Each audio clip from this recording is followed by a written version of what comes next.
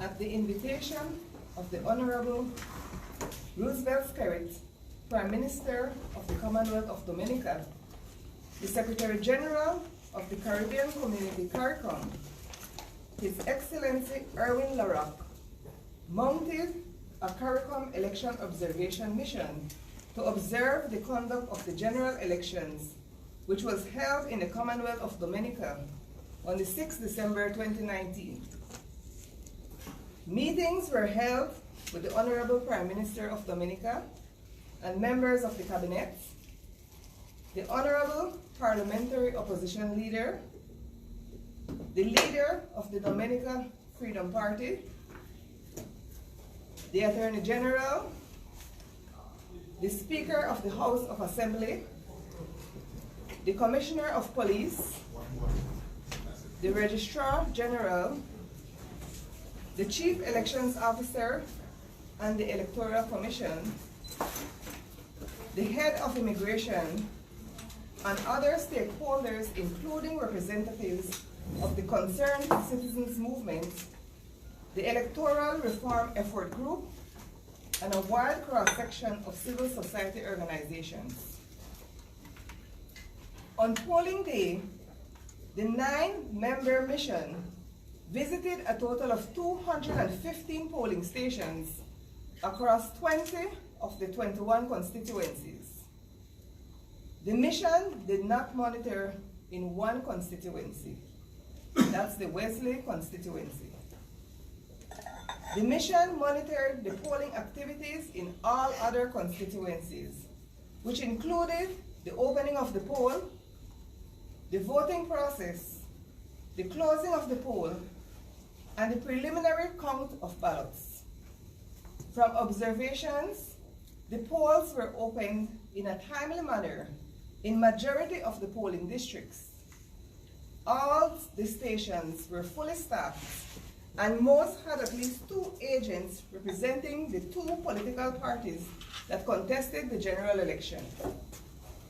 Most polling stations were conveniently located and easily accessible to voters, which included the disabled. The mission observed that there was an adequate supply of the required voting material, which arrived promptly to facilitate the opening of the polls.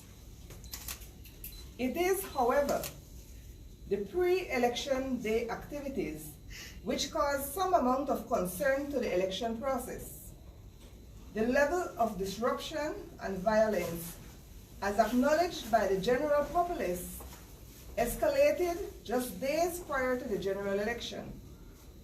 Roads were blocked, which limited access to the movement of persons. However, by election day, the blockage to areas was discontinued and persons were able to move freely to conduct business and to access the polling stations to cast their votes. Adequate security was in place at all locations visited, with officials conducting their duties in a professional and efficient manner. This contributed to the level of calm which accompanied the day's activities. The poll workers were focused as they steadily carried out the required procedures, thereby ensuring that all eligible voters who turned out to vote were able to do so. The initial assessment of the election day activities by the mission is that voters were able to cast their ballots without intimidation or fear, and that the results of the 6th December 2019 general elections reflect the will of the people of the Commonwealth of Dominica.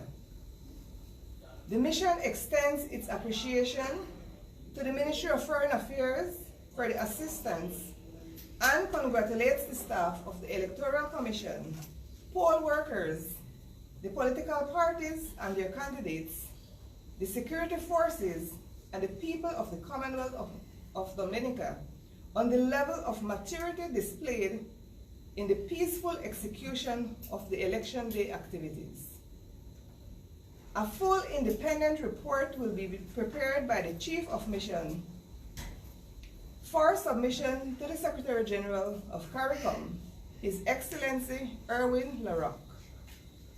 The CARICOM Election Observation Mission wishes to thank all stakeholders, including the leaders of political parties, civil society groups, the media, and the people of the Commonwealth of Dominica for their warm welcome and cooperation, which contributed to the success of the mission.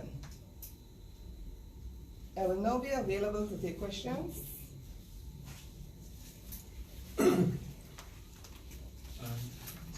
Yes, Madam, do you think this is an adequate number to sufficiently monitor 21 constituencies? Well, most definitely, because what our team comprises of electoral experts, and we've observed election in other countries which are much larger, but what we do is to try to spread to all the different constituencies in order for us to get a feel of what is actually happening. If we had larger numbers, it would have been helpful, but as it is, I believe that it was adequate for the size of the country.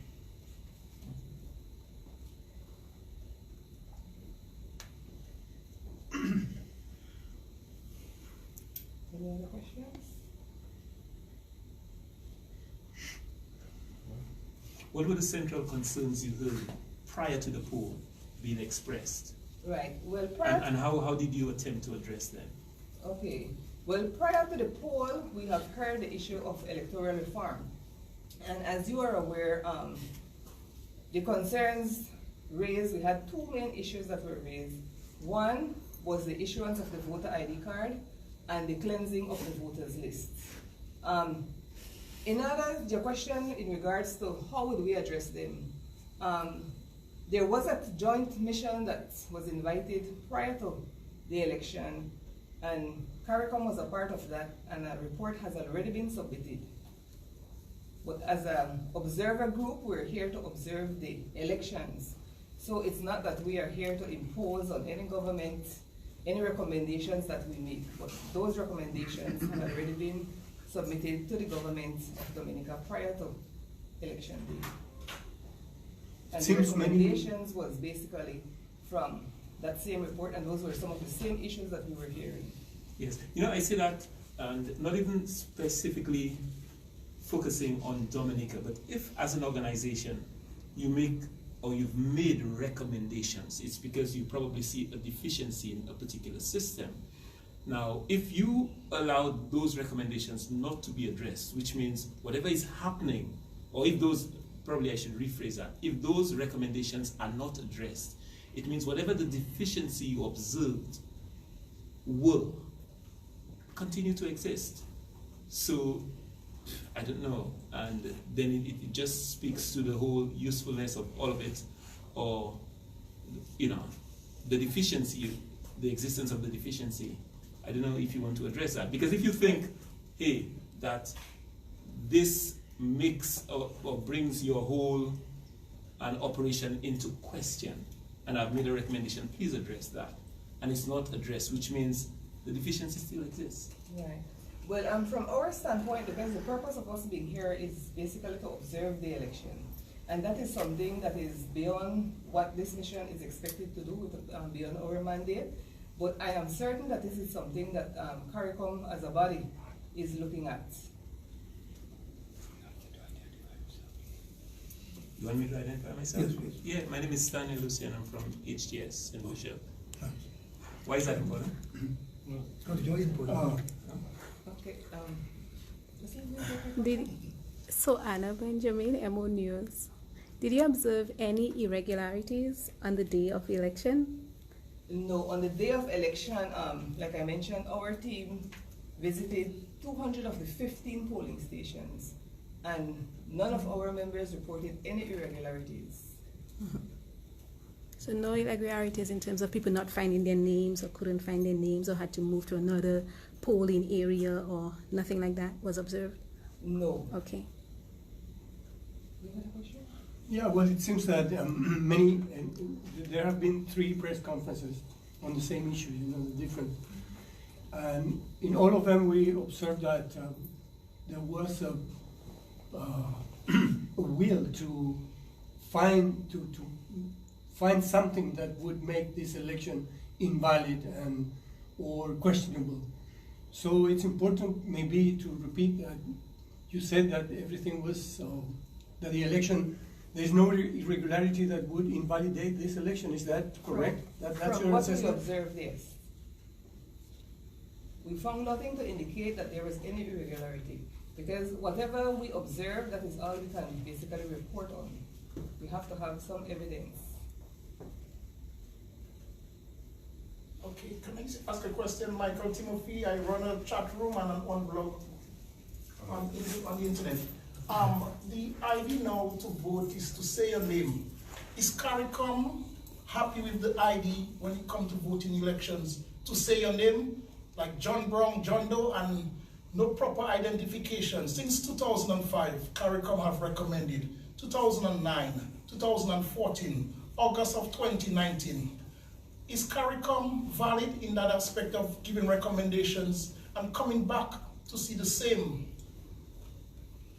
Well, in regards to that, as you rightly mentioned, and I'm sure that you will see it in our comprehensive report that we will be providing at a later date, the issue of voter identification. However, we know that this is something within the law. It's not to say that what is being done is outside of the law, because the law does not provide that there must be a voter ID card. From what we gathered, and we got mixed feelings from the people of Dominica, that some people believe that we know each other, so we don't need to have an identification card. Because from what we observed, even though we've been hearing these complaints, we didn't see anybody who was objecting to anybody voting. A follow-up question. I was a poll agent. I took an oath not to disclose certain things. But I lived in an area called Kenfield for 36 years. And I saw some of my friends I raised up with coming back to Dominica to vote. And honestly, I'm truthful and honest. I could not say if they were away for 5 years, 6 years, 7 years, 10 years. Because why? No proper identification was asked of them. Their only ID was to say their name. Also, too, I observe fathers and sons with the same name. Some of them are not registered as junior. Some of them are just John Crow, and then how we happen to have identified the father against the son is because of some of the clerks at the polling station know them, but yet still, they could have voted under the wrong, when you cross out the name by the voter identification process where there's an inserted number for you. So how can CARICOM make voter ID available? Because the main issue why all the unrest, all the tension, all the unstableness was lacking of voter ID and electoral reform. Also, we see an election that's been purchased by the highest bidder. The elections was purchased, in my opinion, because I saw a lot of my friends that I lived with in Kenfield come back to vote. And I know some of them, are struggling away, and it's like they come for a weekend vacation. How CARICOM can better that? Because we, as individuals, feel disenfranchised. We find that CARICOM is just a talk shop. CARICOM is just, a waste of time. How can CARICOM assure the people of Dominica and the Caribbean that when they give recommendations that the government will implement these recommendations? Well, like I mentioned earlier, this is something for any government, because as observers, we are not allowed, or we cannot dictate what happens in a country. Every country is unique in their own way. Because if we as observers would insist that certain things are being done, then the very people would want to know, well, who are you to come into our country and say this is what you must do? We make recommendations, we work with the organizations, and we are hopeful that these recommendations will be taken seriously and things will move forward in a positive way for everybody. Yeah, I know it may go beyond the remit of your mission, but shouldn't CARICOM think of establishing basic norms for election as an organization that oversees the entire Caribbean? I'm even forgetting Dominica, but basic norms. All elections should have A, B, C, D, and then you can rate any. St. Lucia, no, I think we give you a B based on the fact that you deficient in this, you're deficient in that. You cannot force them to recommend, you cannot force them to adopt your recommendation, but if you establish basic standards, that's one of the things we don't do in the Caribbean. You establish basic standards, so any country violating those standards, it will be very clear for the populace, for the outside world, the media to see that, hey, you're not adhering to the very basic standards. But CARICOM apparently doesn't have a basic standard. So Dominica may do this, St. Lucia may be doing this, another country does another thing, and you may have recommendations that the government thinks, well, why should I follow them? You have no teeth anyway, and off it goes. So I am recommending, I say like it goes beyond the remit of your mission, that CARICOM establishes basic standards for elections for all of its member countries. At least do that, for the people of the region. I would say that there's no standards in terms of elections, because we have the international best practices, we have other laws in place, and because of these standards that we want for member countries to adhere to, those are the reasons why we could make recommendations, because we know what is expected. And we will continue to make recommendations. And like I said, I'm certain that at the higher level, discussions will be made, be had, so that things will be able to move forward, not only for Dominica, for other countries as well in the Caribbean. I have a follow-up question. The CCG, Caribbean Court of Justice, and CARICOM, can they put a basic legal framework so as to when these political parties file a petition that there will be a timeline, a time frame? For instance, the last petition took almost 5 years and another election is called. Can they recommend, or you do, a basic time frame so that people can settle their dispute before another election cycle, and a time frame so that the people that are grieved to their situation can get some sort of justice, because they say justice denied is no justice at all, Well, we'll certainly see some recommendations in terms of the legal framework from us. How seriously do you take campaign financing as part of your recommendations? How high is campaign financing on your agenda? Well, you will note that for several previous elections, the issue of campaign financing has been a recommendation that recurs several times. So it's something that we're looking at. It's something that, yes, we will recommend, because yes, it is a high priority, because we believe that there must be a level playing field. I say that because we ought not to be pretentious about that. Drugs in the Caribbean is very prevalent. The Caribbean is a major region. I mean, a number of other organizations have established that drug trafficking. So what it means is, forget Dominica, all of the Caribbean islands are open to manipulation by people who have illicit funds, and they can dictate elections in the region. So until and unless you have serious campaign finance regulations, you cannot vouch for any election in any of the territories. I'm not only talking about Dominica, because anyone can buy an election. Because if you look at the United States, you look at England, for instance, there's a limit as to how much money you can spend, how that money can be spent, how much you receive, from whom you receive. But in this region, St. Lucia, Dominica, Barbados, there's no restriction there. So anybody having, for instance, even illicit fund, which is scary, can now decide, listen, I'm supporting that candidate, and enhance significantly that candidate's chance of winning the election. So unless and until we deal with this fundamental form of campaign financing, we cannot seriously vouch for the validity of any election in any region, in any territory. And like you rightly said, it's something not only for Dominica, it's a regional issue that I'm sure that is being addressed. Nice. Well, if no other questions, thank you guys for coming, and have a good evening.